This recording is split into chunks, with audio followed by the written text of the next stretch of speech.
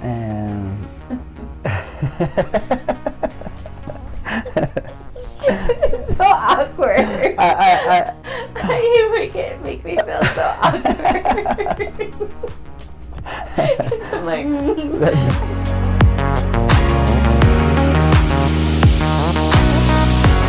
So,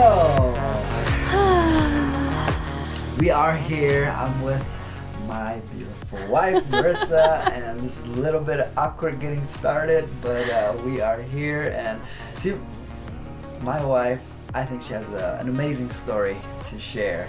And like most, people, sometimes we don't value our story sometimes, and we don't see how it can help other people. But I think being able to share something really deep and personal sometimes has the ability to help somebody in a way that's for me, those people in my life have moved me by their stories that they've shared, and it was that point where they're being very vulnerable and honest, and so I like to help bring that out of other people as well. So I'm here with Marissa, and we're just gonna talk about some stuff. So let's go ahead and get started. How you doing, Marissa? good. Good. Is this awkward for you? Yes, it's so awkward. It is really awkward. We're sitting in our daughter's room. Our daughters are sleeping right now. We have 2 cameras on us, and it's kind of weird. But we decided to do this because we want to share a good message, right? Yes. Cool. And so, tell me about your daughters. I have 2 beautiful daughters. Sarai is 4, and she's so rambunctious, and she's so caring, and she's that big sister that corrects the baby and says, no, don't do this or I'm gonna take this away, and she sounds just like me. And it's so funny when she says it out loud.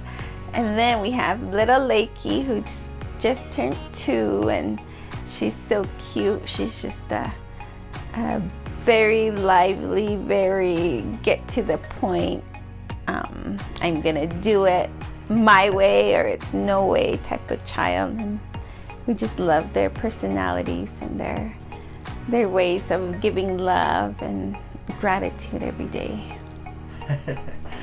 Awesome. And when did I remember you telling me this, and of course your mom tells me this, and she said when Wiss was small, she wanted how many kids? I wanted 12 kids. You said still possible. No, I have 12 kids. We have 12. We have lots of god kids plus Sarai and Lakey, so that's good. So I did have 12 plus kids. So 12 kids, and why was that? Like, why did you want that as a I think it was just a joke, honestly.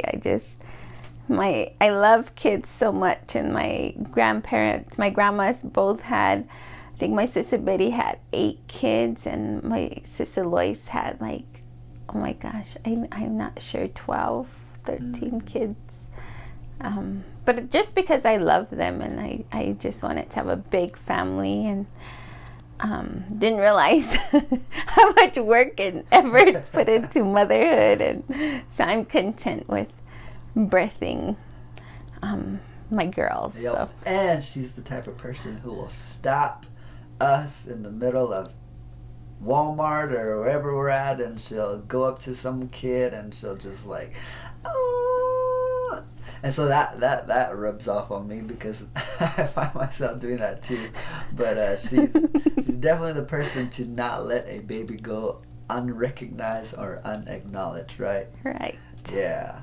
And what do you believe about kids? Like, how do you think about why they're... That's a good question. I know that, babies, they're so pure. They're so innocent, and just my upbringing, I was surrounded by love. I was surrounded by my other cousins, like who I consider my siblings, we all grew up together, and it was always good times. And I don't know, I just love kids because I love to cuddle them. I love to the things they say. I love to teach them, and I really don't know how to put that into words. Just like a instant love. Mm-hmm. Yeah. No matter who the kids' parents are. Yeah, I think that babies are and children are all love, and yeah, I never thought about that too much. So you worked for a child plan, first things first, right? Yes. Parenting Arizona. Parenting that was Arizona. funded by First Things First. Okay, gotcha. And I know that you saw a lot of kids, right? Yeah. In different homes. And what was that like for you? You know, so my background is in public health, and I worked for a program doing a lot of education. And then I took a break from that, and I thought I needed a break at that point. And I did something that I thought, this doesn't seem too hard. I mean, it's teaching parents how to interact with their kids, and teaching moms ways that they can teach their children or get their children more involved. And I loved it. I loved going to homes, working with newborn babies and up to age 5, and just seeing their growth. And it was a fun job. You do testing and stuff, and seeing the milestones, or if they're not quite met, finding different tools. And these are tools that you have in home, so it's like, hey, now I'm a mom and I understand. Like, these moms are like, I don't want them to help me wash dishes. Because my daughters are at that point where like, Mom, I want to help you. So I'm like, okay. Wash dishes, and then he puts them back in the dishwasher, and I'm like, Lakeland, it's already washed. And it's just like, okay, patience. But teaching it is, and then actually living through it, I think that's that connection you make with parents about really encouraging them. And I was telling Mike recently, I said, man, as a mom, you don't really, sometimes you're just in the moment and you don't get appreciated. You don't, maybe there's a single mom and you just feel so overwhelmed with everything, and then you come home, or you're a stay-at-home mom, and you're just like, I just need a break. And nobody tells me, there's no book that says this is how you're supposed to be a mom. Maybe there are, but it's like not written in the law or the rules. But they just need that type of confirmation that they're doing good, and allowing me to give that to moms during that time was an amazing feeling, because they're like, you're doing fine, and they're like, am I really doing fine? And look at your child, look at their child's growth, and you're trying, and that's all we can do is try. And you see, the love from a child, if they come from a broken home, and there's a caregiver stepping up, and it's like, oh, I don't see their past. I see what you're doing for them right now, and carrying that love. So you saw a lot of different families and a lot of different moms. Was it like, what did you see, for example, that like made it open your eyes, like, oh man, did it make you want to step in and help, or just? So I saw, moms, like I said, single parent moms who really wanted a relationship with the father, and the father wasn't there, and they're just, bringing themselves down, and they're believing maybe some hurtful things that a family member has said to them about their choice of being with the father, or the choice of, even having a baby. And so that was one. And then I saw teen moms who struggled and moved their children from home to home, maybe because their situations were just different, but they did the best they could and provided the best environment at that time. And then we had the moms who were married, stay-at-home moms, and sometimes just felt overwhelmed trying to fit a perfect picture of what society and what social media brings on them about interacting with their kids, or their kids should be at this point at this time, and maybe they're not. And then you have moms who are working, and they feel guilty because they're not with their children. And maybe because they're not with their children, they're like, maybe if I stayed home with them a little bit more, my child would be at this level. So it's just a variety of different situations, and it was awesome to see, just little things that they can do to see that they are doing great, to see that they are an awesome mom. What excited you about the kids? Like, if they grew or if they make milestones. Yeah, so some kids had different things going on with them, and they're like, they would warn me because I was new. My child is, really shy, or he or she doesn't,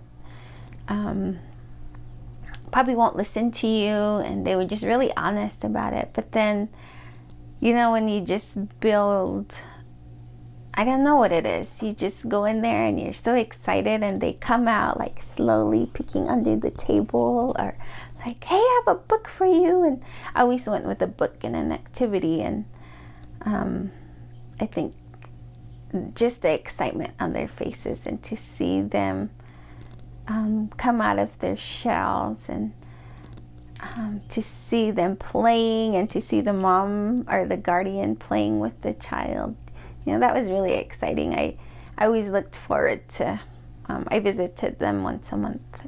It's pretty amazing. Cool. And I know you said something about moms holding judgments or expectations. How has that been in your life?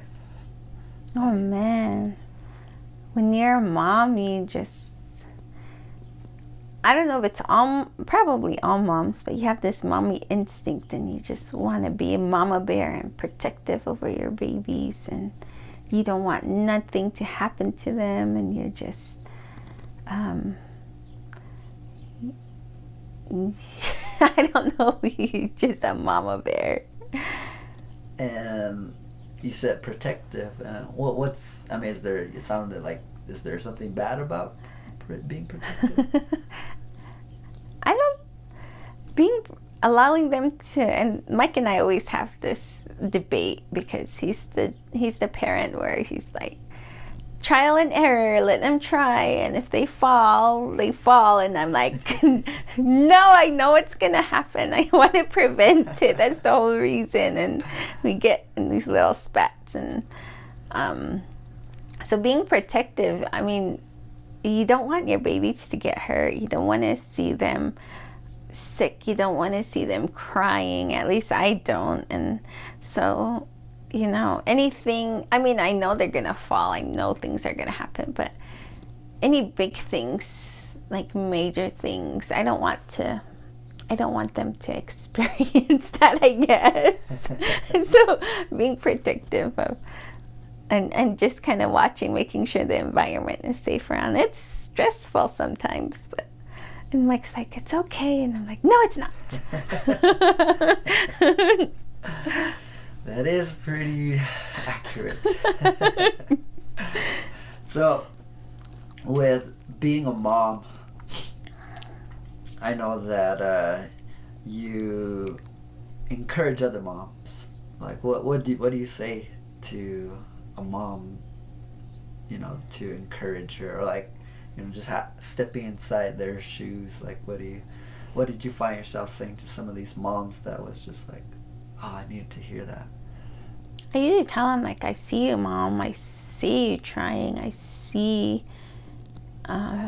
you, and thank you, and giving thanks, gratitude towards them and their efforts. I think moms sometimes don't hear that, and they're usually like, and it's so hard out here because people like to criticize, and people like, well, she's just like this, or she's her kids are just all crazy, she don't even watch them, or something like that. And that's what they focus on. And I think just for them to hear, you know, thank you, Mom, you're doing good, like you're amazing, and that's all they want to hear sometimes, or that's all I say, and they're like, oh my, they really feel it, like, thank you for saying that to me. So I mean, and in your life, do you feel judged, criticized, like, you know, oh yeah, yeah, like my mom and my family, and it's all, I know it's all in good intentions. And my mom is a tough mom, like, she's always been tough on me, but when it comes to her grandkids, and I think any grandparents can relate, it's like their grandkids are their world, and they don't want nothing to happen to them too. And so not necessarily my mom, but you know, I read stuff online like, oh my goodness, Sarai should be doing this by now, or she's like I just sometimes feel the pressure. And I've learned that probably if I didn't have the parenting job, I would have been like more lost. But I've learned, you know, every child grows at their own pace, and we have to put effort into their growth because we are their first teachers. I like that too. Like, when you were sharing that to me, that parents really are the first teachers, and you know, the more they equip themselves with resources and just skills, like, you know, the better the development of the children. And you know, we've been learning this a lot about NLP, right? Neuro-linguistic programming. And you know, one of the things that really fascinated me was about, you know, just a kid being a sponge up to the age of 7. And in Hopi, we talk a lot about this, that, you know, your kids feel what you feel, and you know, they take on a lot of you know, how you're thinking, how you're feeling, and we don't really understand. You know, we hear it, and sometimes it's just easy to pass off, like, yeah, you know, yeah, sure. But when you really understand the science of it, like, they really are taking in everything. And so, you know, knowing that, what has that kind of changed in how you care for yourself? So, like, it goes back to when you're pregnant. You know, my family says, you know, baby feels everything, so don't worry about things. You know, don't be crying, and because crying just to cry, but you know, you're allowed to feel the emotion and stuff. And I think that kind of helps you, grounds you. And I think prayer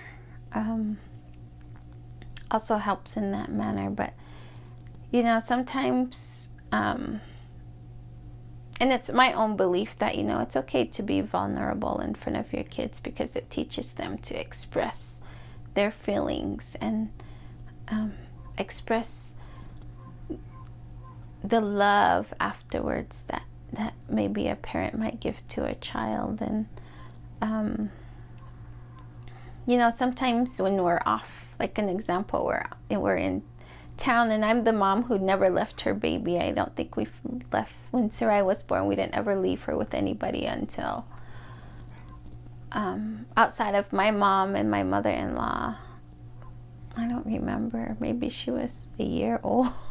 But we went to town and we were like, oh my gosh, Sarai, I hope she's okay. And, you know, my mom would say, she cried about 2 o'clock and you were probably thinking about her. You shouldn't be worried about her because she's crying and just things like that. Like, yeah, I was thinking about her during that time and kind of worried about her. And so they tell us things like that, like they feel everything. Mm-hmm. And you, you know, part of you growing up, were you like, I mean, were you just being a female naturally a warrior, like, you know, worrying about, you know, people and other things, like, you know, you can go back? I don't think I became a worrywart until I was a mom. You know, I love my nieces and nephews dearly, and sometimes they were put in situations, and you know, I always learned to pray, and when they were in that situation, I always kept that positive mindset of, you know, I'm gonna pray, they're gonna be okay. I know they're gonna be okay. They're, you know, they're in, something's gonna happen and they're gonna be okay. So I had that worry for a little bit, but I leaned on something, and then when you're a mom, you're like, it's like a different type of worry. You're like, oh my gosh, because you're the primary caregiver, like you're the primary person. So yeah, it's a different. So I don't think, yeah, until I became a mom, I became a worrywart. And you said something that I just wanted to expand on a moment. You said, before that, I used to worry a little bit, but I leaned on something. On prayer. Yeah. What is that for you? Prayer is, you know, my parents always said, you can pray anytime, anywhere in the day, in the world, and you'll be heard. But you always offer something. And so I keep that with me. I pray anytime during the day, in the morning. You know, it's best to do it in the morning, but be in the car or something, showering and just giving gratitude and asking to keep us all safe. And does that, like, you know, the prayer require a trust in something? Mm-hmm. I think I trust, and then just an ingrained belief in our clans and our spirits that watch over us. Mm-hmm. So the trust, the belief, and pretty much to a knowing, right? Mm-hmm. Like, to where after you've said a prayer, does that change the way you feel? Mm-hmm. Yeah. Mm-hmm. Because I can only control so much, but they have a higher power, and things that I only understand enough to know it's there. Mm-hmm. Gotcha. So now we know that you have 2 daughters. One's 4 and one's 2. Our Mm-hmm. daughters. And yes, our daughters. Try to talk like a professional interviewer here. But we know that along this journey, that was not always the case. Mm-hmm. At one point, life brought you a little bit of a challenge. And can you describe that for us? Just kind of taking us back on that journey. So in 2012, we got married. And, you know, we were young. We were 25. Mike was 26. And, you know, we knew we wanted kids, but we were like, oh, you know, we were both done with school. And we just wanted to enjoy married life, you know, travel, do things, that we know we couldn't do when we had kids. And so we did that for maybe a year and a half, and then we finally started. You know, we're always getting the questions, when are you guys gonna have babies? Are you guys gonna have kids? And it was like a lot of like, yes, but when we're ready type of thing. And we tried to have, we were trying for a while to conceive, and you know, it wasn't happening, and it was so frustrating because it was like, you know, what are we doing? What are we not doing? You know, you start to question yourself. And then finally, you know, it just happened. And it was, you know, I think I was at a point where I was okay. You know, maybe it's not the right time. And I was okay with that. And then after I came to that, I relaxed a little bit. Then we got pregnant, and we were living in Flagstaff. I was working at the university, and I think Mike was working in Flagstaff, but we had just moved into our house at that point, and really excited about it. And you know, I remember when I got pregnant, I was driving on 4th Street in Flagstaff, and I'm like, I don't know how to, you know, when I'm pregnant, what do? I know I have to schedule an appointment, but where? And luckily I had these amazing coworkers who are now my really good friends, and I consider family, but they guided me through, and they're like, you just call and make an appointment. You're probably like 4 or 5 weeks. And then I was like, okay, but what nobody told me was the doctors won't see you until you're 8 weeks pregnant. And then, so then I called 3 different places, and I'm like, I'm pregnant. And they're like, okay, well, we'll schedule you for this time, because they didn't say you have to be 8 weeks, but at 8 weeks, this is the time frame. And I was like, no, I want to be seen now. And I remember pulling over because we had the hands-free set, and I remember pulling over in the Walgreens parking lot crying because no doctor wanted to see me at that point until I was further along. And it wasn't until later that somebody said, well, you know, they don't see you until you're 8 weeks or over. And I was like, oh. So I cried for no reason. But, you know, we went through the whole process, and I felt really good. You know, I went in, we were always excited to see the doctor and to hear the baby's heartbeat and the first ultrasound. And I would call my mom and Mike's mom and my godmom all up and say, you know, baby's doing good, our baby's healthy and stuff. And I didn't get any morning sickness, and I was thinking, you know, I don't have any cravings. Maybe I should have a craving, like putting all these things in my mind that wasn't happening to me. And I'm so like, now I'm like, oh my gosh, why did I say that? And stuff. And it wasn't until we were probably, I remember 34 weeks, and I was scheduled to have my appointment. And up until then, things were perfect. You know, the only thing that really got me was swollen feet. I had really bad swollen feet. But the doctor said it was fine. And I remember laying in bed a couple nights, and I could feel my heartbeat, you know, through my chest. And I was like, oh, this is really weird. Maybe this is a part of pregnancy. But, you know, I didn't think anything of it. And then I went to my appointment, and I could just see that day really clear. Mike picked me up at work, and campus is crazy, so he didn't come directly to my building, but he went to a parking lot nearby, and I was walking. And I was so mad because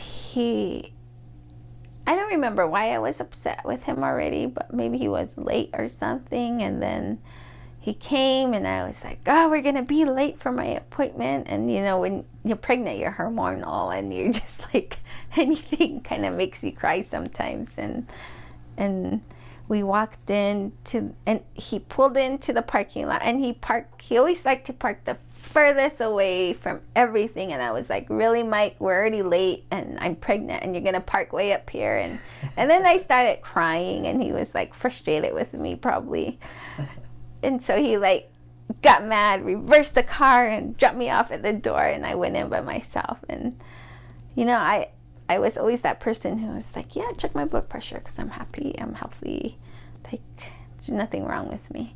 But that day my blood pressure was high, and they had me lay down on my side, and I was like, it's probably because I'm still so upset with Mike, and I was crying. And so my doctor was like, okay, just relax, think happy thoughts. And Mike was rubbing my back and stuff, and they came back in and they retested me, and they're like, you know, your blood pressure is really high. We need to send you you need to go directly to the hospital to labor and delivery and check in. I'm gonna call him right now. And my doctor, he was like, don't stop anywhere to eat. He was very like, don't cry, stop crying, because your blood pressure is just gonna get higher. And I was like, you just told me I have to go to the hospital, and I'm not even ready to have the baby. How am I not supposed to cry? And so we went to the hospital, followed directions, and I think we were able to go home. He was like, but you just need to go home, change your clothes, get your clothes ready to take to the hospital, and then go straight up. And I had called my work, and I was like, I'm getting admitted to the hospital. And you know, my boss at that time, she was really supportive, and she was just like, okay, you know, let me know how we can help, what we need to do, but don't worry about work, you know, we got you covered. And I was a supervisor then, so I had a couple employees under me, and you know, I'm so grateful that I didn't have to worry about any of that. But we got there, and they checked me. I was 34 weeks, almost 35, and they were like, okay, you know, let's take you. They took me to the special room, and they saw baby, and they're like, baby's fine, you know, you're fine, so let's just keep you monitored. So they had me and baby on this monitor for probably gosh, it's a blur now, that part, 2 days, I would say. And I don't remember my blood pressure stuff, but I know it was, you know, it was high. And they were doing what they could to control it. And finally, the second or third day, it was during Dovey, it was in October. They were like, the goal is to get to 35 weeks, because at 35 weeks, you know, we have a 95% of baby being perfectly fine. Maybe baby might not have to go to NICU. But if baby does have to go there, then, you know, we're going to take care of it. We have a really good PIDS unit and stuff. And I was like, okay. And we didn't find out what the baby was, but because they had to keep checking the baby and doing ultrasounds, you know, we found out the baby was a girl. So we were really excited, and I told Mike, you know, we're all big on going to art shows at that point. So Mike went to Dovey and Tuba, and my mom came and stayed with me, and I was like, you know, I'll be okay. And it was a Thursday, because we got admitted and we were there for a day. And then Friday evening, my mom was there right away, but Friday she actually stayed with me in the hospital, and then Mike went to Tuba. And Saturday was, you know, was a good day. And then Sunday, that morning, I remember it was my dad's birthday, and it was October 19th, and we called him saying him happy birthday, and the doctors were like, you know, you're doing really good, because I had to sit still. And at that point, I wasn't the type of person that was like used to sitting still. I always had to be moving around or doing something. And they took me off the monitor. Probably not even for very long. And they're like, okay, you can get up now, go to the bathroom. So I was okay. I was, me and my mom were just sitting there and talking, and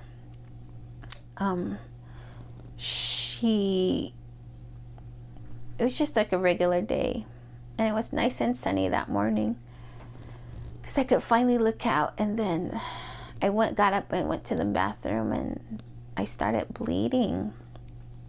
And I called my nurse, and she's like, sometimes that's normal, but let's put you back on the bed and let's get you back on the monitor.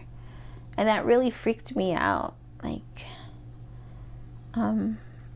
they put me back on the bed and put the monitor back on, and she was like, I'm having trouble finding baby's heartbeat. I'm gonna go get somebody else. Maybe they can help me, because baby maybe moved their position in a different direction. And all that time, baby's heartbeat was it was perfect. And then my doctor came in, and I was so surprised because he had told me he was off of work, and he came in, and he just the look on his face, I already knew something was wrong. And he didn't have to say anything, and I knew.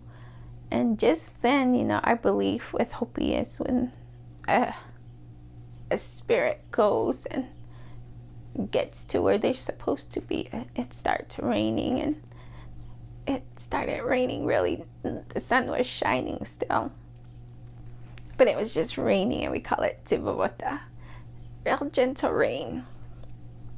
And nobody wants to hear that your baby's gone.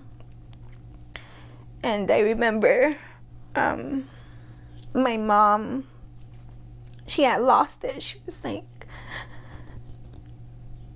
screaming and stuff. And I had a really good team of nurses and really good support, and they left us alone. And I remember thinking, I didn't really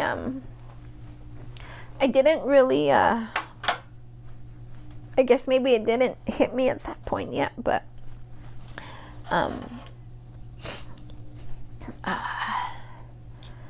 I was trying to be strong for my mom, because I've never seen my mom in that state. And so I was like, Mom, it's okay,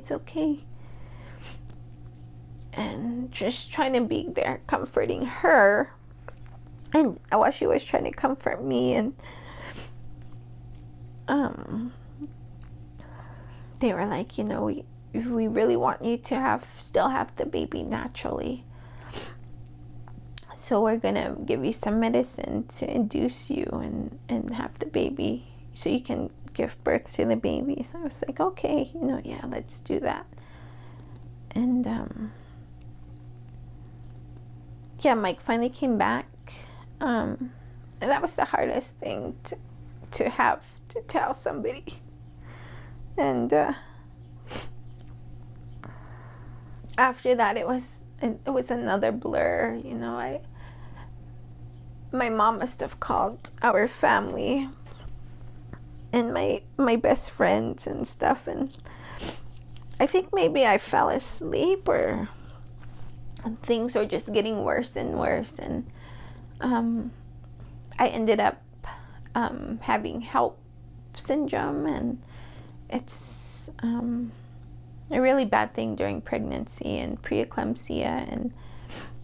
And my placenta busted inside of me, and so they had to rush me to do a C-section. And that was so painful, and I never I didn't really remember. I remember going into the operating room, and they had me laid down on this cold metal bed, and I was telling them it hurt, and they were like, it's okay. And they put this thing on my face. They said, breathe in 4 times, and I guess I was out. Then I woke up, and I was in in a room, a big room, and just hooked up to all these machines, and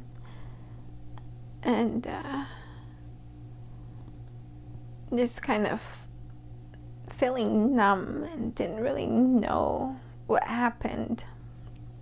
And I fully didn't understand what really happened to me until later, like way later, because nobody explained to me everything that I went through. And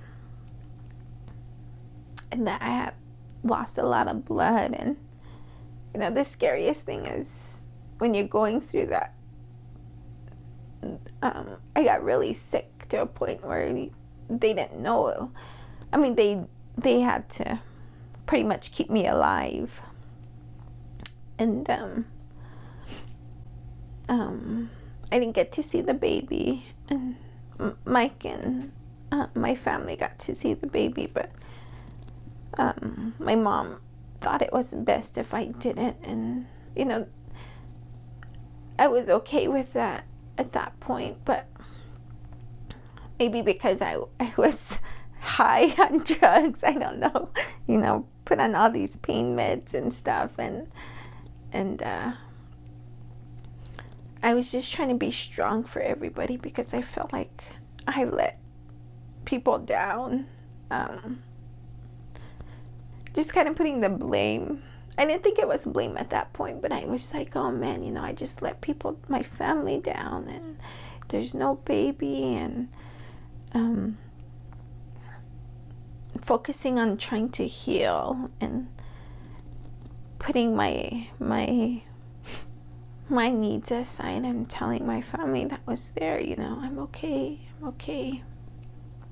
and just trying to, I think I always am trying to be that person who, when someone's hurt, I want to be the comforter, and I want to make sure they're okay. So I was still playing that part, even though I was like ICU, like, you know, I had to get blood transfusions and everything, and people were coming to see me, and I was grateful that I was surrounded by my family, my brothers, my sisters, my aunts. I had to stay in the hospital for a little while, and the nurses, because I didn't have a baby, they couldn't keep me. And I remember my doctor saying, you know, I'm trying really hard to keep you in the labor and delivery so we can take care of you. And but they couldn't. They had to go to the regular side of the hospital. And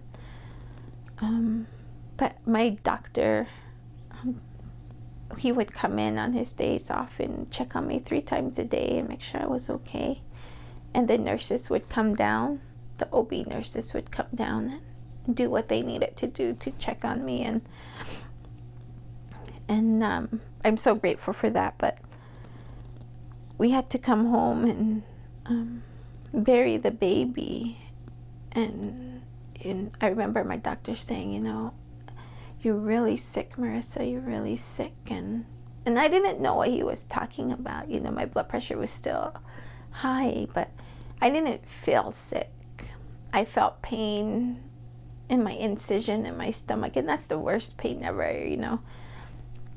I remember I had to have like 3 guys help me sit up because it was so painful, and I couldn't go to the bathroom myself, and there's just like this ugly state. And but at that point I was in the mind frame of, you know, I need to get home, I need to be with my family. And it was the 3rd day that my doctor was like, you know, I know you need to be home with your family, but you're just sick. He said, so I'm gonna give you this medicine and stuff. And I guess that must have helped me because he released me. He said, but the day after, the first thing in the morning, you have to come see me. And I said, okay. So that was the deal, you know. I was okay enough to get released, but I have to still really be monitored. And I was so anxious to get home. You know, my aunt and my cousin Muddy and my best friend Edwina, they were there with me. And I remember driving home, and my other, she's like a best friend, Crystal, she was like, Marissa, that bumpy road and loop, take your medicine, like take as much as you can before you go, because those little bumps are gonna hurt you on the road. She had just had a baby too, and she had a C-section, so she was like, it really hurts. So I was preparing myself, and they put me in. I was like, I felt like that guy on, always reference him on Little Giants, where the mom puts the plastic wrap around him and he's like walking out like this. And but they brought me home safe, and I remember I couldn't even get out of the car because I sat so long. And my tahagar, my papa, you know, practically had to carry me in because I couldn't walk up the steps and stuff. And I was just so like, holy moly, all these people are here, you know. And I felt so bad because, you know, it was a happy moment at one point, but when I got home, I can still remember seeing my one of my godbrothers, who I cherish so much, and he was sitting there crying, and I was like, oh man, you know, I really hurt people. I didn't want to hurt you guys, but so grateful for, you know, and that's part of Hopi is we have big relations and big families, because my dad's sisters, my dad's clan sisters, they were all there, and they had prepped everything, got everything ready. And my in-laws, you know, they were all there doing what they needed to do, and I was just so grateful. And then you know, we buried the baby, and all through that time, the only time I really felt it was my dad and Mike came home with baby, and they said, we're gonna drive around the house. And we get there, and when they did, that's when I finally like, oh my gosh, you know, my baby. And that's when it finally hit me. And after that, you know, I was trying to be strong, and I had to stay home for a long time after that. Maybe a month we stayed with my mom, and just because I was I had a lot of healing to do. I remember looking at myself. My mom has this mirror in the kitchen, and I'm like, why am I so yellow? Why am I so like, I probably just need to be in the sun. But at that point in my life, I wasn't, you know, I was a runner, and I loved to run, and then I don't know what happened, I just stopped. I would go out for walks here and there, but I remember thinking, looking up at the mesa, saying, oh man, when I get done with this, I'm gonna go run, because that's all I wanted to do was run. All I wanted to do was pray, and I could barely walk. But eventually, you know, I got better, and yeah, and it wasn't until, you know, I was away from my family at night back in their house, and I would stay up at night crying and just, you know, what happened? Is this a dream? I should be here, baby should be here pretty soon. I shouldn't be right here.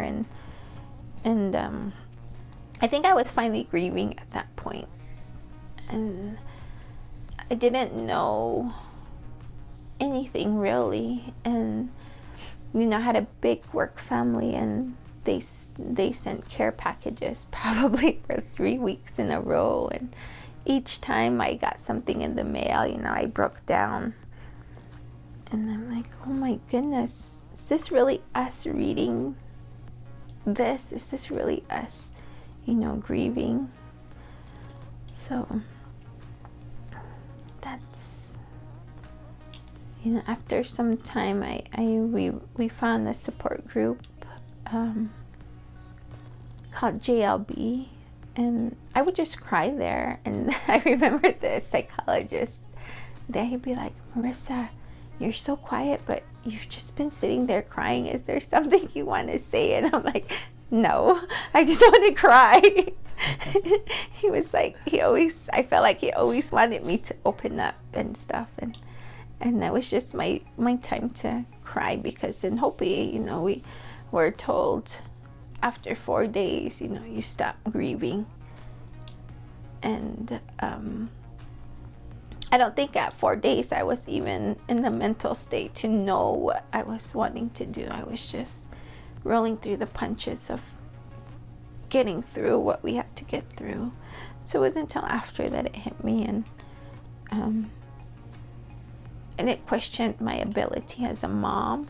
It questioned my ability of being healthy, because I remember one time I would, I was close to my grandparents, and I would pray, I'm healthy enough. Don't let my sisters be in this pain, or don't let them, be hurt. Give me some of that, because I know I'm strong enough to get through it, so they can be healthy and stuff. And I know that's probably something nobody should pray for, but I love my grandparents, and I knew at that point I was able to conquer anything that came my way, and I was healthy enough to get through it, and maybe my strength would help them, but just later on everything finally hit me.